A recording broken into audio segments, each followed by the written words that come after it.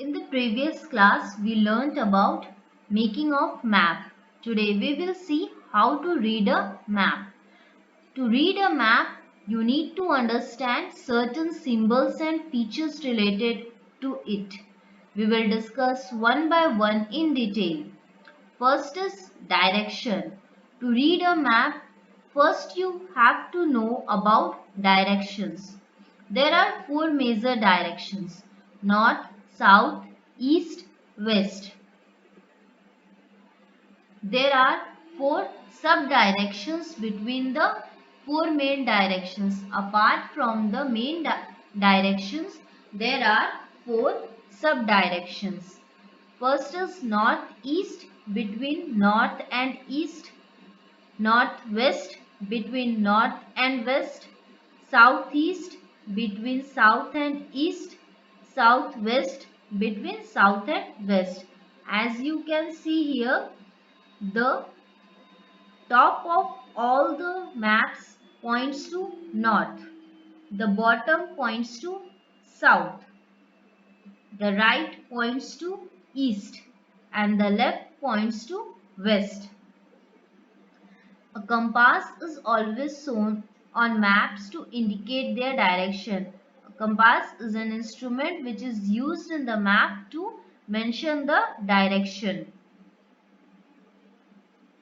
Next topic is scale of a map. In reading a map, this is very important to know. Scale of a map gives the relation between actual distance and distance on a map. To find a distance between two places on the map, a relationship is made between the distance on the map and their actual distance on the Earth's surface. It means that in if the scale on a map is written 1 centimeter, it is equal to 1 kilometer actually on the Earth's surface. The distance of 1 kilometer on the Earth's surface is written as 1 centimeter on a map. So this relationship between actual distance and map distance is known as scale of a map. Scales are of two types: verbal scale and graphic or bar scale. Verbal scale, a statement is used as the map scale. For example, 1 centimeter represents 100 kilometer. In graphic or bar scale, the scale is divided in the form of a bar, divided at regular intervals. Each division in the bar represents a fixed distance on the ground. Here you can see it is divided in the form of different bars.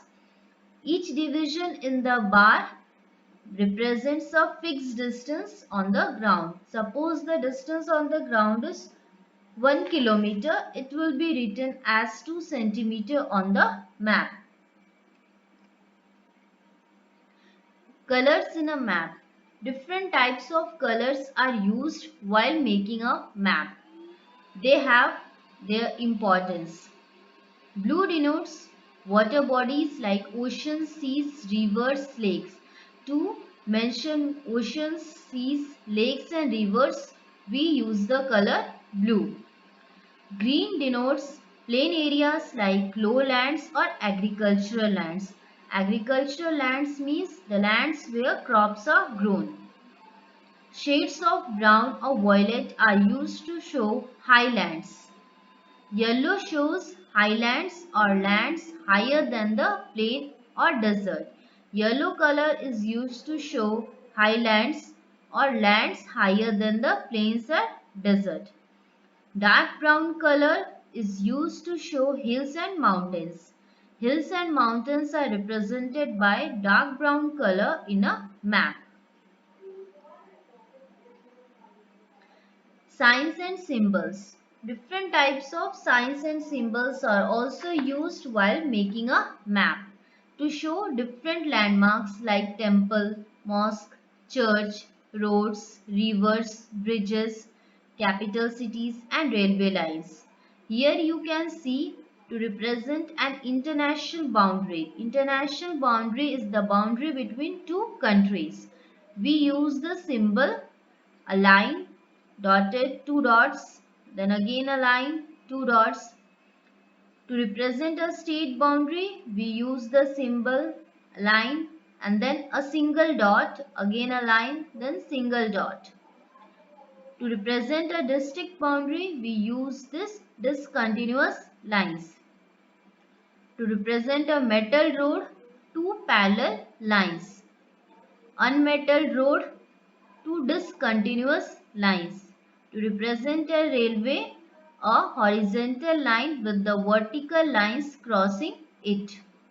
A river is represented by the lines in the shape of a river.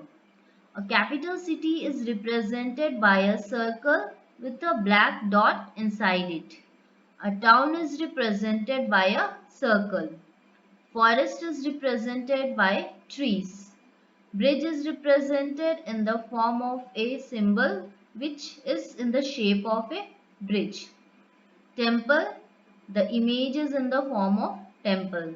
Church, the image is in the shape of the church. Mosque, the image of mosque. Police station by the alphabets PS. Post office by the alphabets PO. Next is layout of a map. A layout on a map is a schematic arrangement of the parts or areas of a building. Schematic means systematic arrangement of different parts or areas in a particular building. This layout gives details about different sections of a historical site at one glance. We can come to know about different sections at one view. Glance means view. Here you can see the layout map of Konark Temple. The Konark Temple is in Odisha. The temple has been carved out from a massive rock. Massive rock means huge rock. It is in the form of a huge chariot of the sun god. Here you can see the layout of Konark map and the key is mentioned. Key helps us to know that which place, which thing is there. Likewise, here first is Surya temple. We will find the digit 1. 1 is written here, so this place is the Surya temple. Second, Maya Devi temple. We will find the second, here it is there. So here is the Maya Devi temple. Third, Vaishnava temple. We will find the digit 3. Here it is the Vaishnava temple. Fourth, dance pavilion. We will find the fourth digit. Here it is. So here is the dance pavilion. Fifth is kitchen. Here is the fifth digit. So here is the kitchen. So layout of a map helps us to know about different sections of a particular building or different areas of a particular building.